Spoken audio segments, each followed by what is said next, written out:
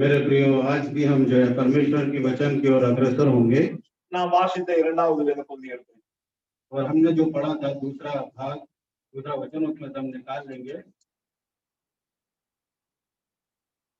அப்போஸ்தலர் நடபடிகள் 18ஆம் அதிகாரம், प्रेरितों के काम उसका 18वां अध्याय। நாம் 1 இருந்து 8 வரைக்கும் உள்ள வசனங்களை நாம் வாசித்தோம்। और यहाँ पर हमने पहले पद से लेके 8वें पद तक हमने पढ़ा था। இங்கே நாம் அப்போஸ்தலனாகிய பவுல் அவர்களுடைய ஊழியத்தின் காரியங்களை குறித்து நாம் பார்க்கிறோம்। और यहाँ पर हम देखते हैं प्रेरित पौलुस के जो सेवकाई वाला जो प्रचार का जो कार्य था उसके बारे में हम पढ़ते हैं। எனவே அவருடைய ஊழியத்தின் பாதையிலே அவர் சந்தித்த ஒரு குடும்பத்தை குறித்து இந்த நாளிலே நாம் சிந்திக்க போகிறோம்। और आज जब उन्होंने सेवकाई करी थी तो उस समय एक परिवार को उनकी मुलाकात हुई और जो उस परिवार के बारे में हम बात करेंगे। அப்போஸ்தலர் 18ஆம் அதிகாரம் 2வது வசனத்தில் அந்த குடும்பத்தை குறித்து நாம் பார்க்கிறோம்। और यहाँ पर प्रेरितों के काम उसका 18वां अध्याय के दूसरे पद में हम उस परिवार के बारे में हम देखते हैं। 2வது வசனம் எல்லாரும் ரோமாபுரியை விட்டு போகும்படி கிளவுதியாயன் கட்டளையினாய் வந்து அக்கில்லா என்னும் நாமம் உள்ள ஒரு யூதனையும் அவன் மனைவியாகிய பிரிஸ்கில்லாளையும் அங்கே கண்டு அவர்களிடத்திற்கு போனான்। यहाँ पे दूसरे पद में हम देखते हैं, वहां उसे अकीला नामक एक यहूदी मिला जिसका जन्म कुन्नुस में हुआ। वह अपनी पत्नी प्रिस्किल्ला के साथ में जब यहूदियों रोम से निकल जाने की आज्ञा दी थी, इसलिए वह उनके यहाँ गया। எனவே இங்க நாம் பார்க்கிறோம், இத்தாலியா தேசத்திலிருந்து இங்கே ஒரு குடும்பம் அவர்கள் ஷிஃப்ட் ஆகி வந்திருக்கிறாங்க। அந்த வீட்டிற்கு பவுல் சொல்வதை நாம் பார்க்கிறோம்। கொரிந்து பட்டணத்துல அந்த ஃபேமிலி இருந்தாங்க, அவர்களை போய் அங்கே பவுல் சந்திக்கிறார்। और यहाँ पे हम देखते हैं इटली देश से एक फैमिली जो है, एक परिवार जो है यहाँ पर हाल ही में जो है शिफ्ट होकर इस क्लौदिया शहर में आकर बसने लग गई थी। उससे मिलने के लिए पौलुस जो है उनके परिवार से मिलने के लिए वहां पर गया था। அந்த குடும்ப தலைவருடைய பெயர் ஆக்கிலா, அந்த குடும்ப தலைவியின் பெயர் பிரிஸ்கில்லா। और उस घर का जो मुखिया है उनका नाम अकीला और उनकी जो मुखियानी है यानी पत्नी जो है उनका नाम जो है प्रिस्किल्ला था। இந்த பேரை பார்க்கும்போது நிறைய பேருக்கு கன்ஃபியூஷன் இல்லை, யார் ஆம்பளை யார் பொம்பளை। और इन नामों का जब हम देखते हैं तो कई लोगों के मन में ये शंका हो जाती है कि इसमें पति कौन है और पत्नी कौन है। வேதம் தெளிவாக சொல்கிறது, ஆக்கில்லா என்கிற மனுஷன் அவனுடைய மனைவி பெயர் பிரிஸ்கில்லா। और इसलिए पवित्र शास्त्र में विस्तार पूर्वक बताती है अविकला नामक एक पुरुष है और प्रिस्किल्ला एक महिला है। எனவே இந்த நாளில் அந்த குடும்பத்தை குறித்து நாம் சிந்திக்க போகிறோம்। और आज के दिन में हम जो है उस परिवार के बारे में हम थोड़ा मनन करेंगे। எனவே தேவன் நம்மை குடும்பமாக தேவன் நம்மை அழைத்திருக்கிறார்। और परमेश्वर ने हमें परिवार के रूप में इकट्ठा किया है। கர்த்தருடைய வருகை மிக சமீபமாக இருக்கிறது। और परमेश्वर का आगमन बहुत निकट है। எனவே நாம் குடும்பமாக கர்த்தருடைய வருகைக்கு ஆயத்தப்பட வேண்டும்। इसलिए हम जो है परिवार के रूप में जो है परमेश्वर के आगमन के लिए तैयार रहना है। எனவே நாம் கிறிஸ்தவர்களாக இருப்பது நமக்குள்ளே ஒரு சலுகை மாத்திரமல்ல,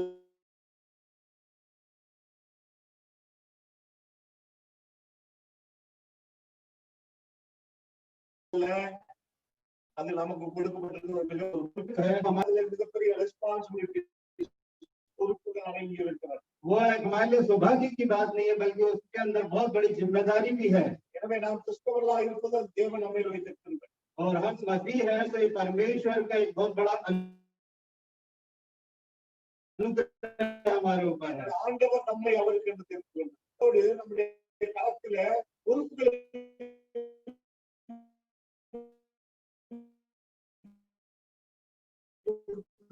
और परमेश्वर ने हमें चुना ही नहीं था। और हो सकता है हम एक बार ये भी कह सकते हैं कि हम मसीह परिवार हैं। ஆனால் கிறிஸ்தவ குடும்பம் என்று சொன்னால் அதுல ஒரு சில காரியங்கள் கண்டிப்பா இருக்க வேண்டும்। और अगर हम मसीह परिवार हैं तो हमारे परिवार के अंदर भी कुछ कार्यों को होना जरूरी है। கிறிஸ்தவ குடும்பம் என்றால் அதற்கான ஒரு சில குணாதிசயங்கள் கண்டிப்பா இருக்க வேண்டும்। और हम मसीह परिवार है तो हमारे परिवार के अंदर कुछ गुणों को होना बहुत जरूरी है। அப்படிப்பட்ட பண்புகள் நம்மிலே இல்லை என்று சொன்னால் நாம் நம்மை கிறிஸ்தவ குடும்பம் என்று சொல்ல முடியாது।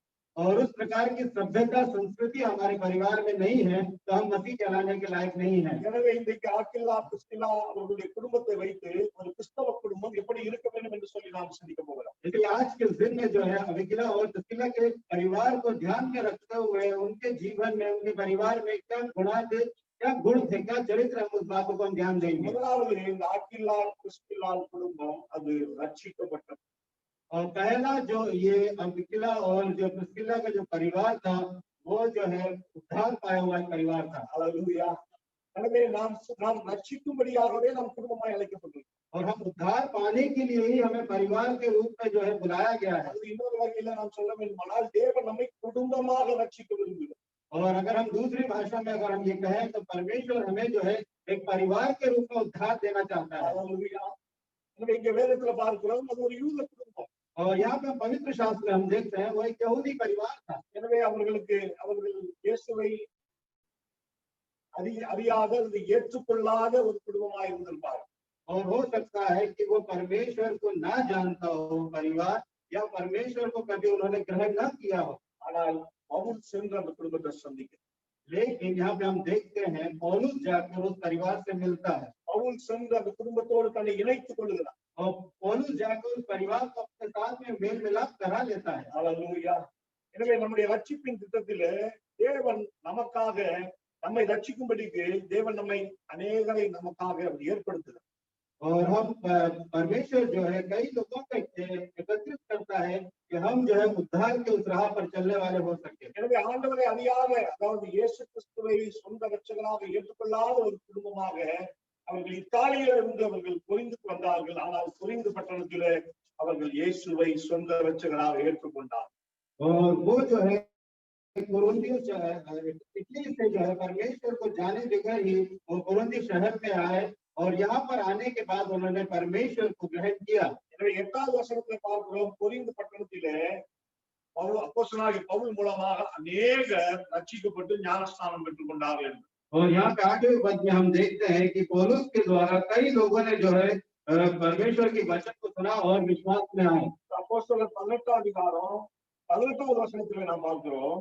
और मेरे को काम उसका 18वें अध्याय के 18वें पद में हम जब देखते हैं அப்போஸ்தலனாகிய பவுல் கொரிந்து பட்டணத்திலிருந்து அவர் கடந்து செல்லும்போது இங்கே ஆக்கிலாவும் பிரிஸ்கில்லாவும் அவரோடு கூட கடந்து சென்றார்கள் என்று பார்க்கிறோம்।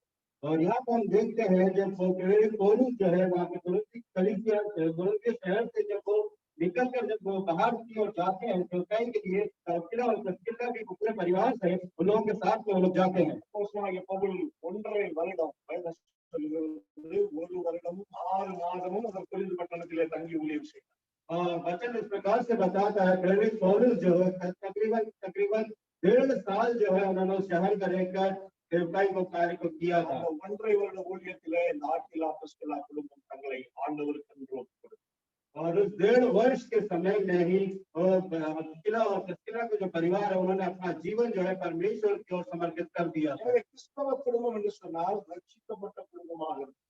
और मसीह परिवार का मतलब ये होता है कि उद्धार पाया हुआ परिवार के रूप में हमें रहना है। ஆண்டவரை ஏற்றுக்கொண்ட ஒரு குடும்பமாக இருக்க வேண்டும்। परमेश्वर को ग्रहण किया हुआ एक परिवार होना चाहिए। அப்போஸ்தலர் 14ஆம் அதிகாரத்துல நம்ம பார்க்கிறோம் 30-31வது வசனத்துல और यहाँ प्रेरितों के काम उसका 16 अध्याय उसका 30 और 31 को देखते हैं। பிலிப்பி பட்டணத்தில் சிறைச்சாலை அதிகாரி வந்து பவுலிடத்தில் கேட்கிறார், ஆண்டவராலே ரட்சிக்கப்படுவதற்கு நான் என்ன செய்ய வேண்டும்? और उसने एक सेवक को इस प्रकार से पूछा है तो चलो उद्धार पाने के लिए मैं क्या करूं?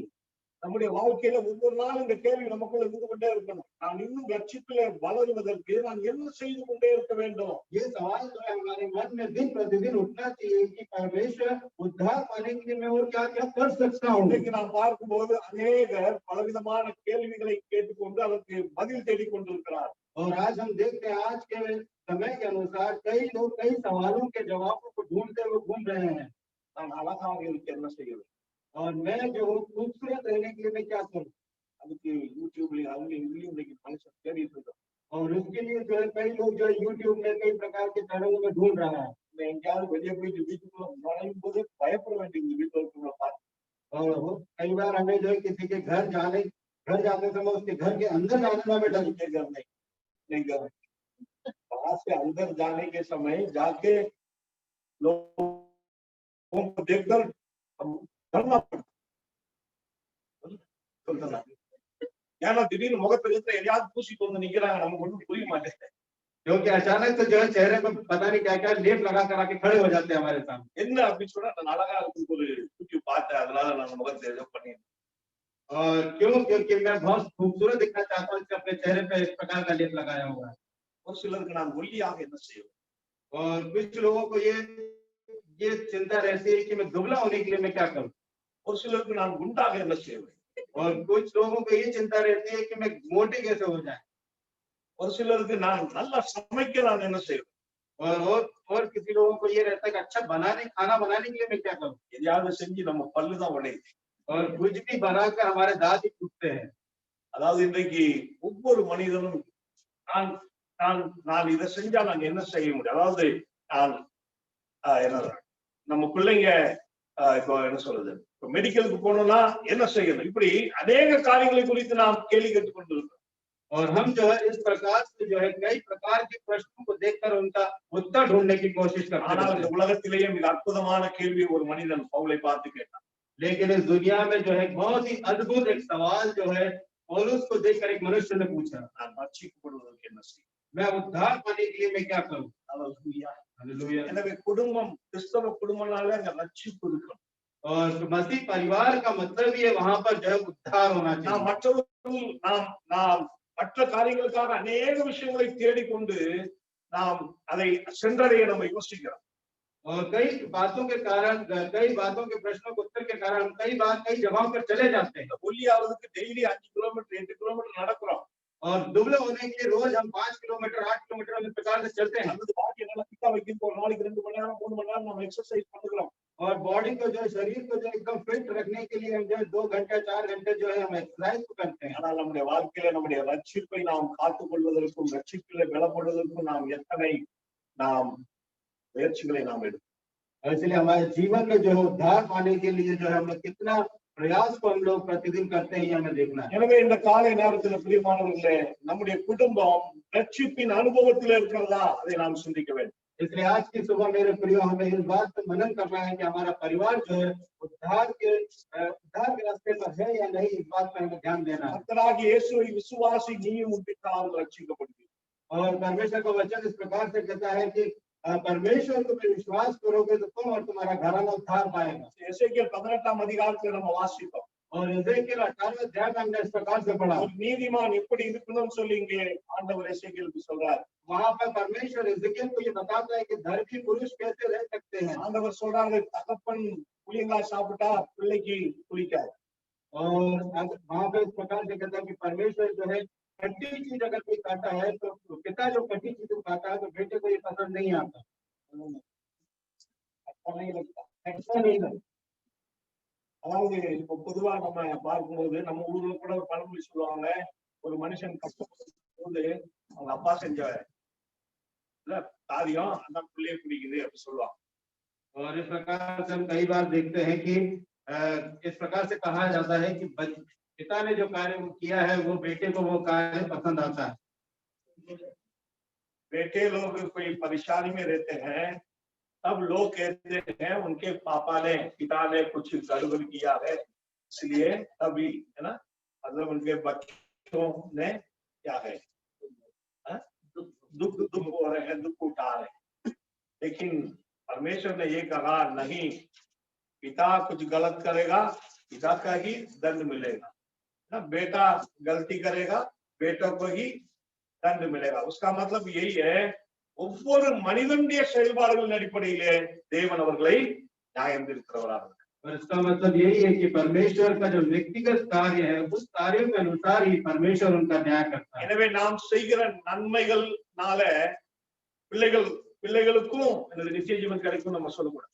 और हमने जो भी धर्म के कार्य को किए हैं उन कार्यों के द्वारा हमारे बच्चों को जो है अनंत जीवन मिलेगा, ये हमें नहीं सोचना है। நான் நித்திய ஜீவனை பெற்றுக் கொள்வதற்கு நான் ரட்சிக்கப்பட்டிருக்கேன் और हमें अनंत जीवन प्राप्त करना है तो हमें जो है उद्धार प्राप्त करना होगा। என்னுடைய ரட்சிப்பு என் பிள்ளைகளை பரலோகத்துக்கு கொண்டு போகாது. हालेलुया. और मेरा उद्धार का जो कार्य है वो जो है बच्चों को जो है अनंत जीवन की ओर लेके नहीं जा सकता।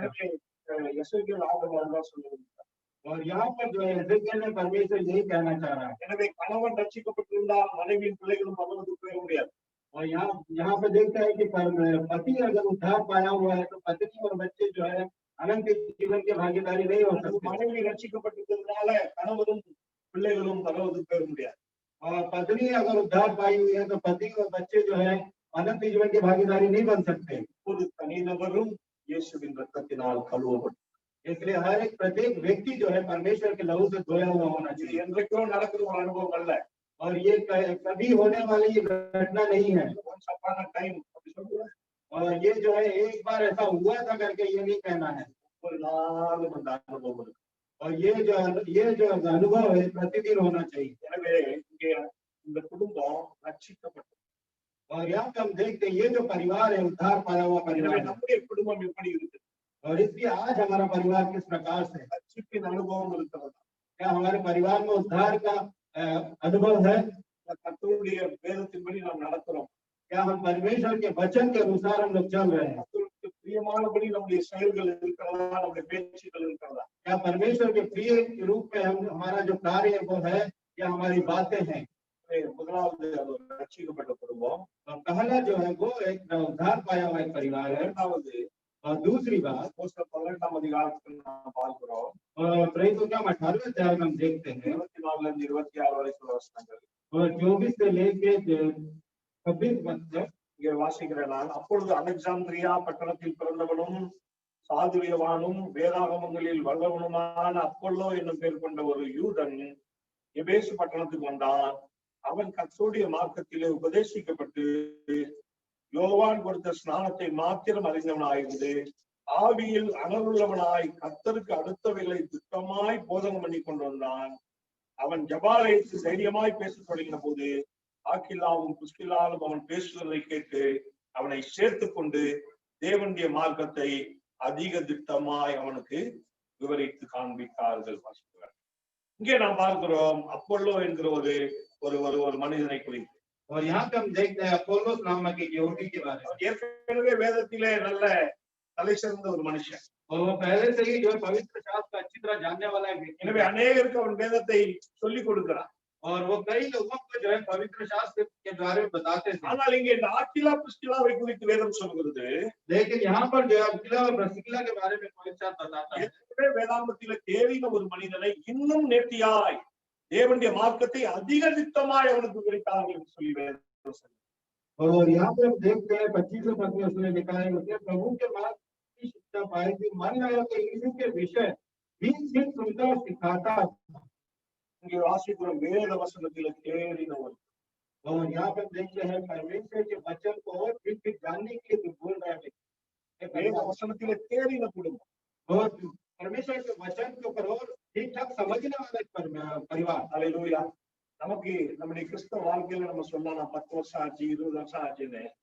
ஆனால் வேதாகமத்திலே நாம் எந்த அளவுக்கு நாம் வேதத்தை புரிந்து கொள்கிறோம், அதிலே ஆழமாய் வேதத்திலே நாம் கடந்து. और हम ये बात कह सकते हैं कि हम जो है 10 साल से या 20 साल से जो है एक मसीह के रूप में अपना जीवन को बिता रहे हैं, लेकिन हमें ये देखना है कि हम परमेश्वर के वचन को कितना अधिक हम लोग समझ पाए हैं और कितना अधिक हम उसके बारे में हम जानते हैं। இங்கே நாம் பார்க்கிறோம் ஆக்கில்லா பிரிஸ்கில்லா இருவரும் யூதர்கள். எனவே அவர்களுக்கு யூத வேதாகமம் அவர்களுக்கு ஏற்கனவே தெரியும். और यहाँ पर पहले देखते हैं कि अक्विला प्रिस्किला जो है वो यहूदी है, उनको पहले से यहूदी पवित्र शास्त्र के बारे में बहुत कुछ मालूम है। ஆனால் அவர்கள் இயேசு கிறிஸ்துவை ஏற்றுக்கொண்டதற்கு பின்பு வேதாகமத்திலே இயேசுவை குறித்து என்னெல்லாம் சொல்லியிருக்கிறது என்பதை கண்டுகொள்ளும்படியான ஒரு தேர்ச்சி அவர்களுக்கு வேதத்தில் இருக்கு. और वो उनके यहूदी के जो पवित्र शास्त्र में पहले से ही यीशु मसीह के बारे में बहुत कुछ बताया था, लेकिन उनके मन में एक जिज्ञासा और थी कि वो और जानना चाहते थे यीशु मसीह के बारे में। और वो बार-बार उन बातों को उस पवित्र शास्त्र में वो ढूंढते रहते थे। எனவே இங்க நாம் பார்க்கிறோம் தேவனுடைய மார்க்கத்தை திட்டமாய் அப்பொழுதுக்கு போதிக்கிற அளவுக்கு அவர்களுக்கு வேத ஞானம் இருக்கு. और उनको ये मालूम था कि वो उनके पास एक ऐसा ज्ञान था कि वो परमेश्वर के वचन को और बांटने के लिए वो लोग जो है और सुनना और सीखना चाहते हैं। எனவே கிறிஸ்தவ குடும்பம்னா நமக்கு முதல்ல வேதத்துல ஒரு நல்ல ஒரு அறிவும் தெளிவும் இருக்கு. और परमेश्वर का परिवार है हमें पहले परमेश्वर के पवित्र शास्त्र के बारे में समझने के लिए बहुत अच्छा बुद्धि और ज्ञान होना बहुत நாம் जरूरी है। கிறிஸ்தவ குடும்பம் என்று சொல்லுகிறோம், கிறிஸ்தவர்கள் என்று சொல்லுகிறோம், ஆனால் வேதத்தை படிக்கிற ஒரு பழக்கமே நமக்கு நம்மில் அநேகருக்கு இல்லை. हम लोग मसीह परिवार कहलाते हैं, लेकिन हमारे पास इतना समय नहीं होता है कि हम परमेश्वर के वचनों को हम पढ़ सकें। ஒரு சிலர் வேதத்தை தூக்குவதே இல்லை.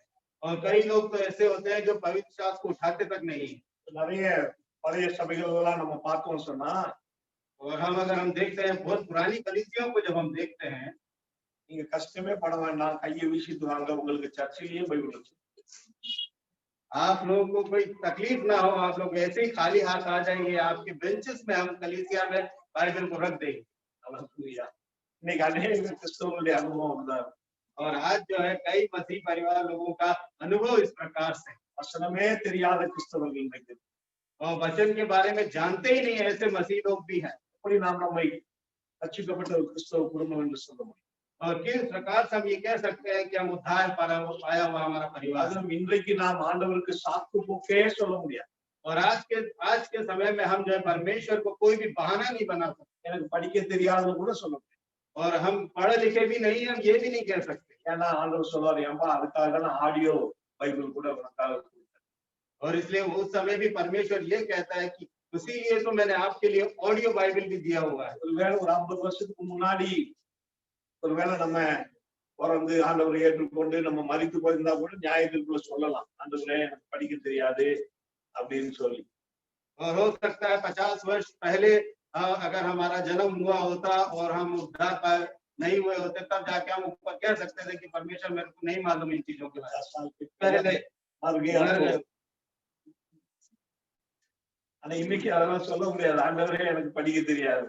और आज हम ये नहीं कह सकते कि हमें पढ़ना लिखना नहीं आता। ஆண்டவர் சொல்வார், ஏன்னா நீ 2021 கூட நீ சர்ச்சில் உட்கார்ந்து முடியாம. और परमेश्वर ये कहेगा कि 2021 में भी आप चर्च के अंदर बैठे हुए। ஆடியோ பைபிள் 10 வருஷம் முன்னாடியே வந்துருச்சு. और ऑडियो बाइबल जो है 10 वर्ष के पहले ये आ चुका है। பிரியமானவர்களே, நாம் கிறிஸ்தவர்கள் சொல்வதிலே நமக்கு பெருமை.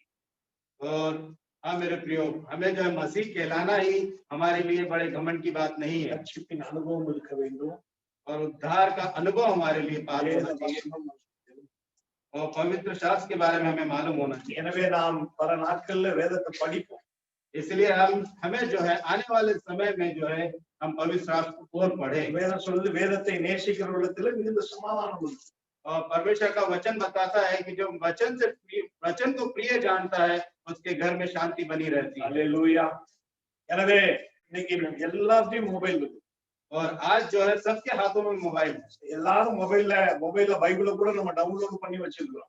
और कई लोग तो मोबाइल के अंदर ही बाइबल को डाउनलोड करके भी रखे हुए हैं।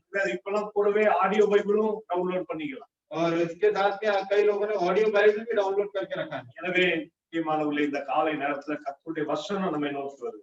और इसलिए मेरे प्रियो परमेश्वर का वचन हमें देखते हुए पुकार रहा है। வேதம் சொல்கிறது நாட்கள் செல்லாது ஜாஸ்தியா. और परमेश्वर का वचन कह रहा है कि ज्यादा दिन बचे नहीं है। கர்த்தருடைய வருகை மிக சமீபமா இருக்குது. और परमेश्वर का आगमन बहुत निकट है। எனவே இனிமேலும் நாங்க பைபிள் படிக்கலன்னு யாரும் சொல்லக்கூடாது. और अब जो है ये नहीं कह सकते कि मैंने बाइबल के वचन को नहीं पढ़ा। பைபிள் படிக்கிற அனுபவம் இல்லாதவர்கள் பரலோகத்துக்கு போக முடியும்னு சொல்லி தயவு செய்து நம்பாது.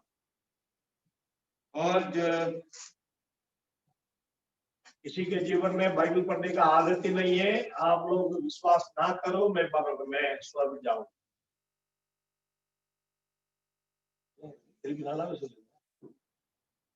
எனவே வேதாகமத்தை படிக்காதவர்கள் அல்லது வேதாகமத்தை கேட்காதவர்கள் பரலோகத்துக்கு போயிருவோம், தயவு செய்து நம்பிக்கை வைக்காது.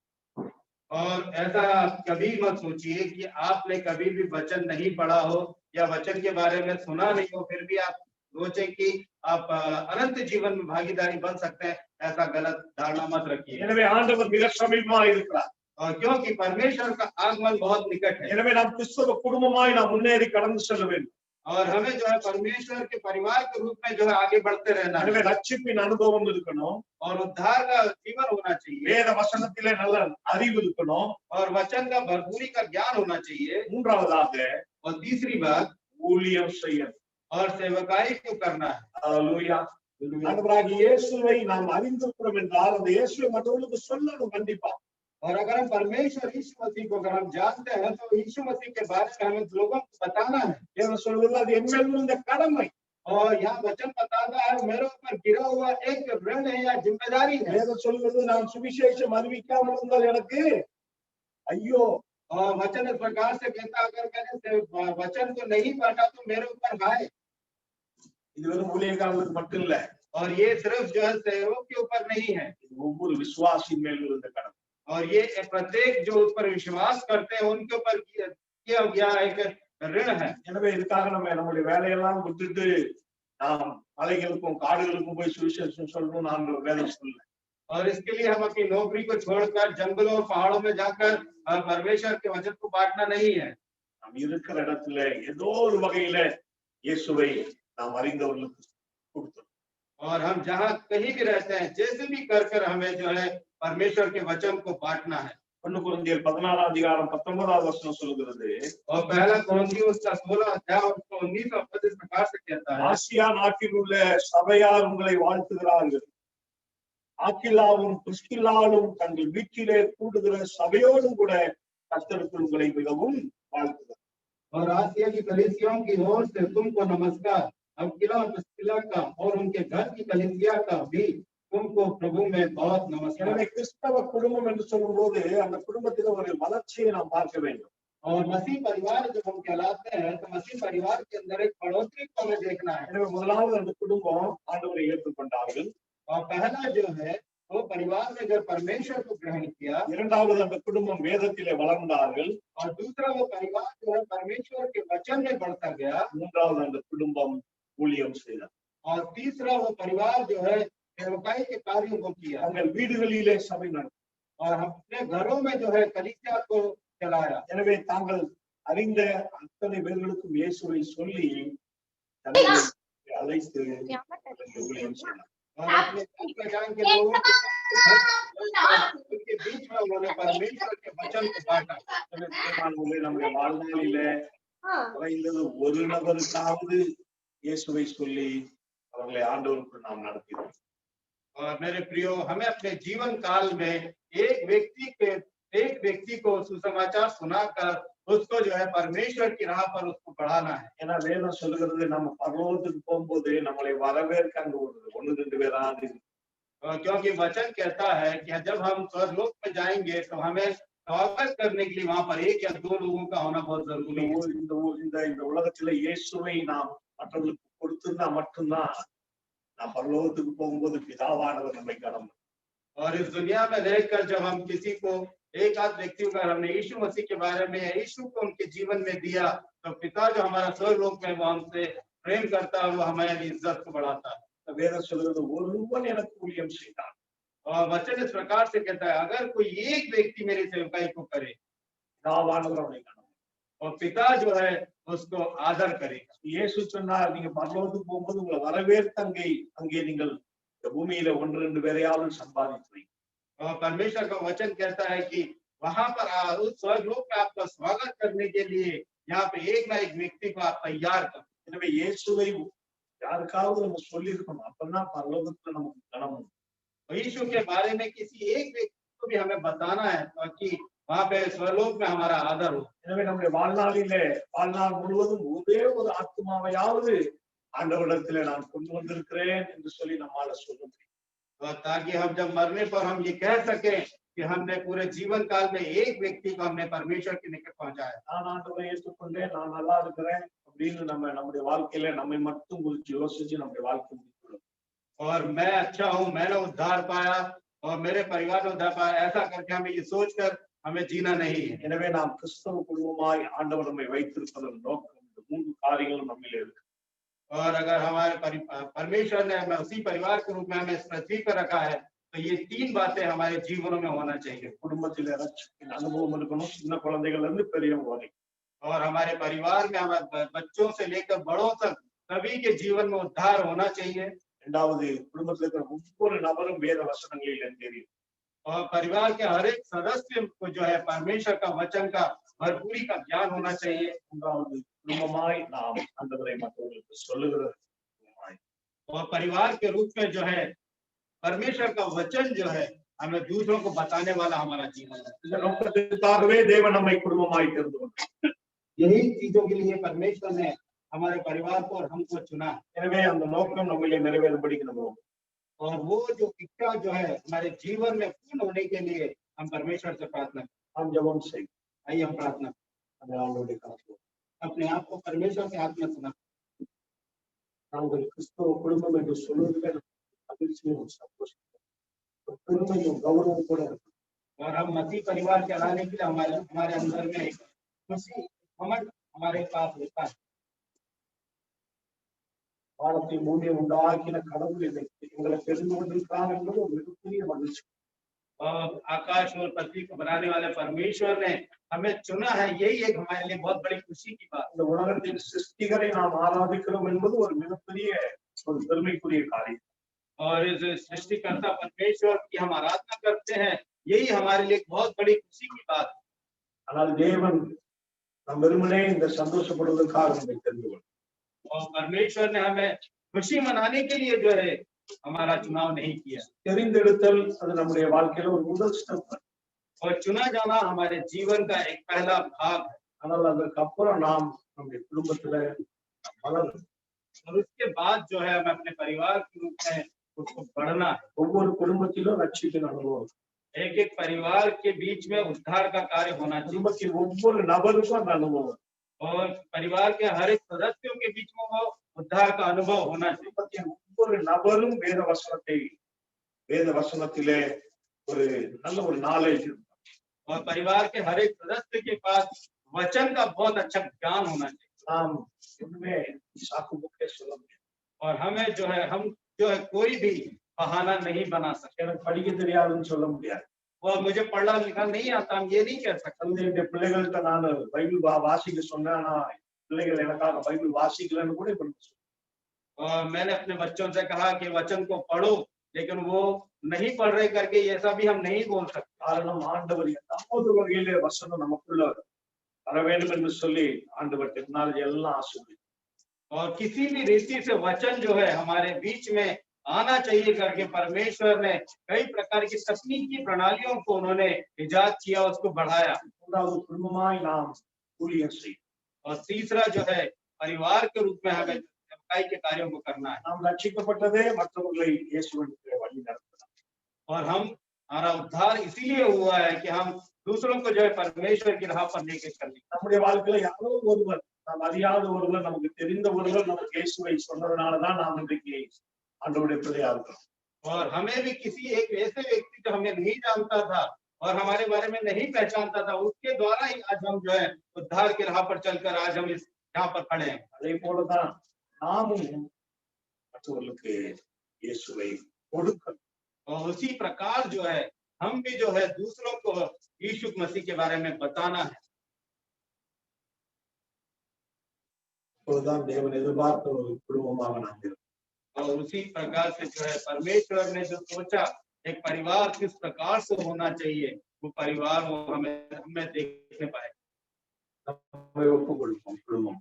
और हम जो है अपने आप को पूरे परिवार के साथ आज समर्पण करें। பரிசுத்தமுள்ள ஆண்டவரே, நாங்கள் உம்மை நன்றியோடு துதிக்கிறோம். पवित्र पिता, हम आपका धन्यवाद करते हैं। ஆசீர்வதிக்கப்பட்ட இந்த நாளுக்காக நன்றி ஆண்டவரே. கிறிஸ்துவால் குடும்பம் மூலமாக நீர் எங்களோடு பேசின உம்முடைய வார்த்தைகளுக்காக ஸ்தோத்திரம். और आज के इस दिन में अकिला और प्रिस्किला के द्वारा उस परिवार के द्वारा आपने हमसे बातचीत किया, उस बात के लिए हम आपका धन्यवाद करते हैं। குடும்பத்தில் என்னென்ன காரியங்கள் காணப்பட்டதோ அதெல்லாம் எங்கள் குடும்பத்தில் காணப்படும்படிக்கிறோம். और परमेश्वर उस परिवार में जो जो भी दिखाई दिया पिता परमेश्वर, वो सारी बातें हमारे परिवार में भी दिखाई दे, ये हम इस प्रकार से अपने आप को समर्पित करते हैं। எதிர்பார்த்த ஒரு குடும்பமாக எங்களை ஆசீர்வதியும். और परमेश्वर जिस प्रकार आप चाहते हैं वो परिवार हमारे जीवन में, हमारे परिवार में वो होने के लिए ரட்சிப்பின் அனுபவம் உள்ள ஒரு குடும்பம். और धार पाया हुआ परिवार के रूप में, வேத வசனத்தின் திட்டமாய் அறிந்து போதிக்கிற ஒரு குடும்பமாக, और परमेश्वर का वचन का भरपूरी का ज्ञान और उसका प्रचार करने वाले के रूप में, ஊழியம் செய்கிற ஒரு குடும்பமாக, और प्रचार करने वाले के रूप में உங்கள் ஒவ்வொரு திருச்சபையின் ஒவ்வொரு குடும்பத்தையும் நீர் ஆசீர்வதியும். और हमारे इस कलीसिया के हर एक परिवार को आशीषित कर। உமக்கு நன்றி சொல்லுங்கள். और परमेश्वर हम आपका धन्यवाद करते हैं। பட்டணத்தில் உம்மை அறியாத லட்சக்கணக்கான மக்கள் உண்டு. और इस शहर में आपको ना जानने वाले कई लाखों लोग हैं। அவர்களை குறித்த ஒரு மிகப்பெரிய கரிசனையும் வார்த்தையும் நீர் எங்கள் சபை और उनके प्रति एक बड़ा बोझ को हमारे परिवार कलीसिया के हर एक परिवार को दीजिए। ஆண்டவரே நாங்கள் எங்களை குடும்பமாய் தெரிந்து கொண்ட அந்த நோக்கத்தை நிறைவேற்ற और परमेश्वर आपने जिस उद्देश्य से हमारे परिवार को चुना है वो उद्देश्य को पूर्ण करने के लिए हमारे साथ आप मदद करें। வாரம் முழுவதும் எங்களோடு और ये पूरे हफ्ते हमारे बीच में रहिए உங்களுடைய சித்தத்தை நிறைவேற்ற और अपनी योजनाओं को पूर्ण कीजिए எல்லாருடைய ஆண்டவரே குடும்ப தேவைகளையும் சொல்லி और सभी परिवार के जरूरतों को पूर्ण कीजिए। ஆலய கட்டுமான பணிகளின் தேவைகளும் ஆண்டவரே வேலைகளும் ஆசீர்வதியும் और कलीसिया के निर्माण कार्य के कार्यों की आप क्या आशीष चाहते हैं। திகன மகிமையாவே உமக்கே செலுத்துகிறோம் सारी स्तुति आराधना महिमा आपको चढ़ाते हैं। இயேசுவின் நாமத்தில் ஜெபிக்கிறோம் நல்ல பிதாவே यीशु के नाम में होकर मांग लेते हैं पिता। ஆமென் நாம் யாவரும் எழுந்து நிற்போம் हम सभी लोग खड़े हो जाएं। கர்த்தருடைய ஆசீர்வாதத்தை பெற்றுக் கொள்வோம் ஆண்டவராகிய இயேசு கிறிஸ்துவின் கிருபையும் பிதாவாகிய தேவனுடைய அன்பும் பரிசுத்த ஆவியானவருடைய ஐக்கியமும் வழிநடத்தலும் சமாதானம் இன்றும் என்றும் சதா நாட்களிலும் ஆராதனையில பங்கெடுத்திருக்கிற ஒவ்வொருவரும் சதா காலமும் தங்கியிருப்பதாக ஆமென். ஈசை